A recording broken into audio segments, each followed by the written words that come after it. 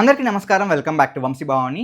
నేను కనుక 2026లో ఇప్పుడు నా ప్రోగ్రామింగ్ జర్నీని స్టార్ట్ చేయాలి అంటే ఎక్కడి నుంచి స్టార్ట్ చేస్తాను, ఏవేవి నేర్చుకుంటాను, ఏ విధంగా ముందుకెళ్తాను, ఇవన్నీ చెప్తాను.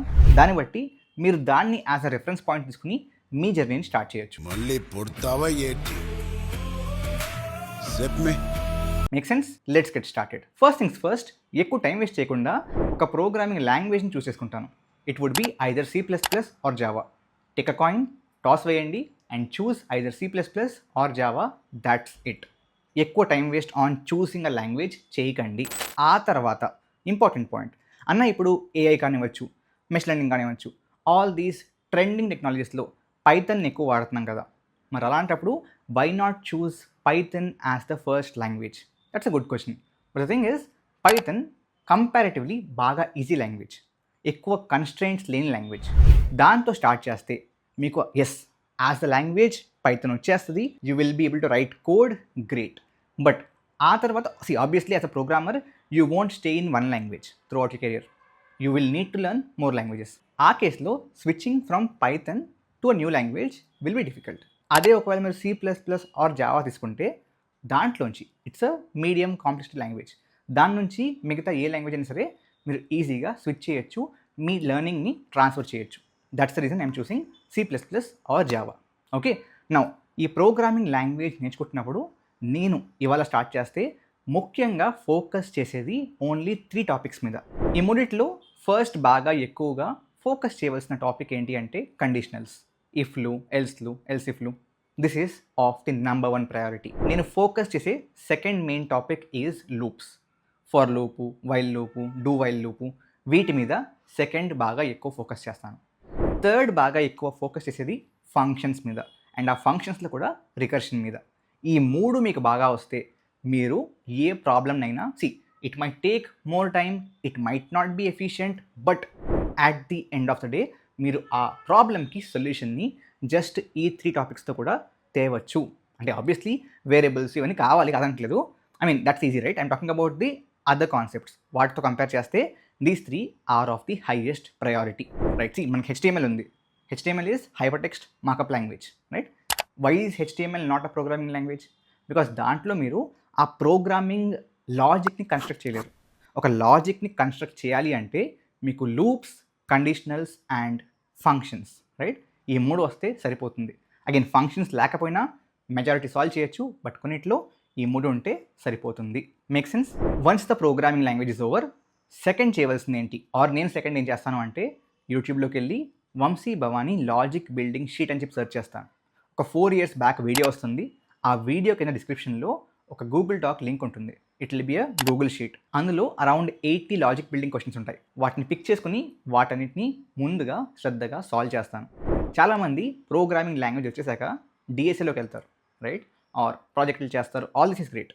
బట్ మీకు యాక్చువల్గా ప్రాబ్లమ్ సాల్వింగ్ రావాలి అంటే, మీ లాజిక్ బిల్డింగ్ ఇంప్రూవ్ అవ్వాలి అంటే ఆ లాజిక్ బిల్డింగ్ క్వశ్చన్స్ సాల్వ్ చేయాలి. ఆ లాజిక్ బిల్డింగ్ క్వశ్చన్స్ ఏదో అవుట్ ఆఫ్ ది వరల్డ్ కాదు, ఈజీ క్వశ్చన్సే.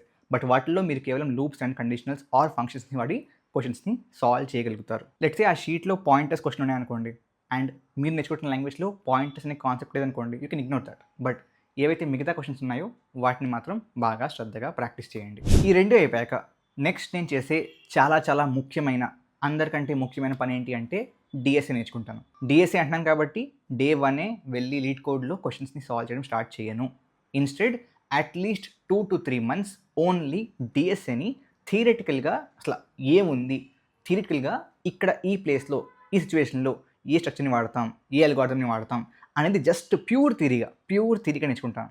బికాస్ చాలామందికి ఆ థియరీ రాకనే క్వశ్చన్ సాల్వ్ చేస్తున్నప్పుడు ఆ క్వశ్చన్కి ఈ ఆన్సరే ఎందుకు వచ్చింది, ఆర్ ఆ క్వశ్చన్లో దీన్నే ఎందుకు వాడుతున్నాము అనేది చాలామందికి క్లారిటీ రాదు. And the worst part is, again best and worst రెండు ఒకటే, ఏంటంటే కంప్యూటర్ సైన్స్లో ఎవ్రీథింగ్ మేక్స్ సెన్స్. అంటే ఒక ఆన్సర్ చూసాక ఎస్ ఈ ఆన్సర్ కరెక్టే కదా అనిపిస్తుంది. బట్ ఆ ఆన్సర్ కరెక్టే, ఓకే, బట్ మీ బ్రెయిన్కి ఎందుకు రాలేదు, మీకు ఆ థాట్ ఎందుకు రాలేదు? ఇట్స్ బికాస్ మీకు డిఎస్ఏ థియరిటికల్గా రాలేదు. అన్న DSA is a practical subject కదా, క్వశ్చన్ బట్టి కొట్టమంటారా అంటే no, I'm not talking about that. Cricket కూడా ప్రాక్టికల్గా ఆడాల్సిందే, బట్ దాంట్లో కూడా they are like typical classroom sessions in the coaching. ఎందుకని? బికాస్ మీకు థియరీ అర్థం కావాలి, మీకు బేసిక్ లైక్ ఆ కాన్సెప్ట్లు అర్థం కావాలి. అప్పుడే మీరు దాన్ని ప్రాక్టికల్గా ఇంప్లిమెంట్ చేస్తారు. Make sense? So that's next most important thing. And then coming to the actual part, DSA practice start చేశాక ర్యాండమ్గా ఒక రోజు 10 క్వశ్చన్లు, ఫస్ట్ డే 3 ఉంటుంది కాబట్టి 10 క్వశ్చన్లు, ఆ తర్వాత 5 క్వశ్చన్లు ర్యాండమ్గా కాకుండా I will choose a number, నా ఇష్టం. Maybe I will chooses 2 questions, daily 2 questions మర్చిపోకుండా. పెళ్ళున్నా లేకపోయినా, ఫంక్షన్ ఉన్నా లేకపోయినా, బర్త్డే అయినా లేకపోయినా, ఏదైనా like what ever is happening, I will go head and solve those 2 questions. ఆ విధంగా ఒక నెంబర్ పెట్టుకుంటాను అండ్ ఆ నెంబర్ని కన్సిస్టెంట్గా సాల్వ్ చేస్తాను. And when I'm solving questions, don't think a lot about ఈ క్వశ్చన్ నాకు రావట్లేదు ఆర్ ఈ క్వశ్చన్ వచ్చేసిందంటే ఈజీగా. Just think about it independently. ప్రతి క్వశ్చన్కి give it respectable 1 hour or 1.5 hour of time. అప్పటికి రావట్లేదు అనుకుంటే అప్పుడే వెళ్ళి ఐదర్ సొల్యూషన్ చూడండి లేదా చాట్ జీపీటీని అడగండి. అలా కాదు, ఒక 5 నిమిషాలు ఆలోచించాను, ఆన్సర్ రావట్లేదు, అడిగేసాను చాట్ జీపీటీ అంటే మీకు డిఎస్ఏ రాదు, వదిలేయండి. రైట్? మీరు కనుక కన్సిస్టెంట్గా ఆ బ్రెయిన్ని అక్కడ పెట్టలేకపోతున్నారు అంటే it's difficult for you. Please invest your brain time on questions. And other thing is, ఏదో okay I know you are all trying to be great programmers, but day 1 ఎస్ మీలో ఐన్స్టైన్ దొరికాడు అన్నట్టుగా క్వశ్చన్ చూసిన వెంటనే కోడ్ రాయడం మొదలు పెట్టకండి. Try to trace out solutions on paper first. Eventually డైరెక్ట్గా పేపర్ లేకుండానే మీకు లాజిక్ వచ్చేస్తే you can code it, great. But to start with, yes please use pen and paper. It's a fleet question ఉంది, దాంట్లో మీకు శాంపుల్ ఇన్పుట్, శాంపుల్ అవుట్పుట్ ఉంటుంది కదా. ఆ శాంపుల్ ఇన్పుట్కి ఈ శాంపుల్ అవుట్పుట్ రావాలంటే అసలు ఏం చేయాలి అనే పేపర్లో ట్రేస్ చేయండి. ఆ తర్వాత ఆ లాజిక్ని తీసుకెళ్ళి కోడ్లో ఇంప్లిమెంట్ చేయండి. Don't do it the other way around. Okay, DSA అయిపోయింది. ఆ తర్వాత ఏం చేయాలి? డిపెండ్స్ ఆన్ మీరు ఎక్కడున్నారు. లెట్స్ సే మీరు అప్పటికే 3rd or 4th ఇయర్లోకి వచ్చేసారనుకోండి, start applying for jobs or internships. లేదు ఇంకా టైం ఉంది ఆర్ ఆల్రెడీ పాస్ అవుట్ అయ్యే ఎక్కువ రోజులు అయిపోయింది అంటే ఆ కేసులో చూస్ అ టెక్నాలజీ. అండ్ ఈ టెక్నాలజీ ఏదైనా అవ్వచ్చు. జావా నేర్చుకున్నారు కాబట్టి డెఫినెట్గా స్ప్రింగ్ బూటే టెక్నాలజీగా చూస్ చేసుకోవాలని లేదు. It can be up to your interest. Let's say నేను నేర్చుకుందేమో జావా, బట్ కావాల్సిన journey completely fine. Let's say నేను నేర్చుకుందేమో Python, but I want android development, completely fine. Choose a domain as per your interest. ఆ తర్వాత ఆ డొమైన్కి కావాల్సిన స్కిల్స్ని, it could be language, it could be the technology itself, it could be the tech stack involving it, వాటన్నిటిని నేర్చుకోండి. Okay, now in general మీకు ప్లేస్మెంట్స్కి ఆ జాబ్కి కావాల్సింది ఏంటి అంటే ఆ లాంగ్వేజు, రైట్, ఈ డిఎస్ఏ, టెక్నాలజీ వస్తే గుడ్, రాకపోయినా పర్లేదు ఫర్ ఫ్రెషర్స్. బట్ వీటితో పాటు కావాల్సింది మీ బీటెక్లోని సబ్జెక్టులు.